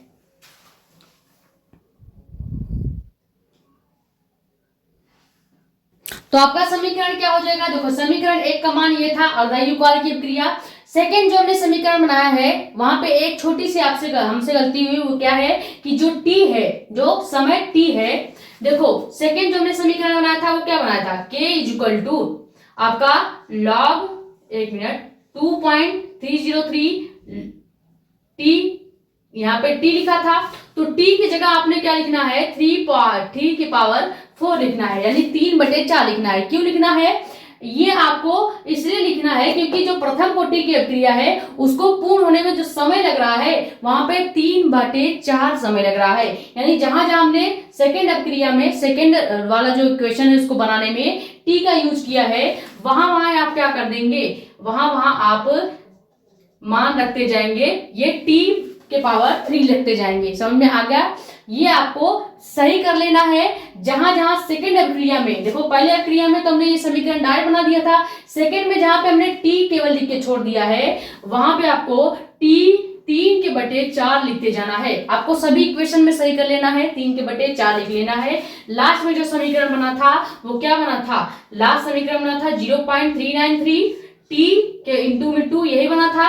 तो यहाँ भी आपने 3 की पावर 4 3/4 लिखना है। क्यों लिखना है, क्योंकि ये भाग जो पूर्ण हो रहा है ये तो हम ऐड ही नहीं कर रहे हैं, यानी जो समय लग रहा है 3/4 लग रहा है, ये तो हम ऐड ही नहीं कर रहे थे, तो अभी आपका क्वेश्चन जो है वो गलत हो जाता, इसीलिए हमने टी समय भी ऐड कर दिया है। अब क्या करना है, देखो ये दोनों सेम है तो ये आपका 0.69 कैंसिल हो जाएगा, बचेगा आपका क्या कि जो अर्ध आयुकाल है, हमें क्या करना है, अर्ध आयुकाल दुगना समय लग रहा है, यानी प्रथम कोटि में जो समय लगा है कितना है, वो 3/4 भाग समय लग रहा है, यानी t3/4 is equal to 2 into T half हो जाएगा। यानी अर्ध आयुकाल लगा समय दुगना है, वो भी किसके, प्रथम कोटि में, जो प्रथम कोटि की अभिक्रिया को पूर्ण करने में जो 3/4 भाग लग रहा है समय, उसका दुगना कौन होता है, अर्धायुकाल होता है। समझ में आ गया।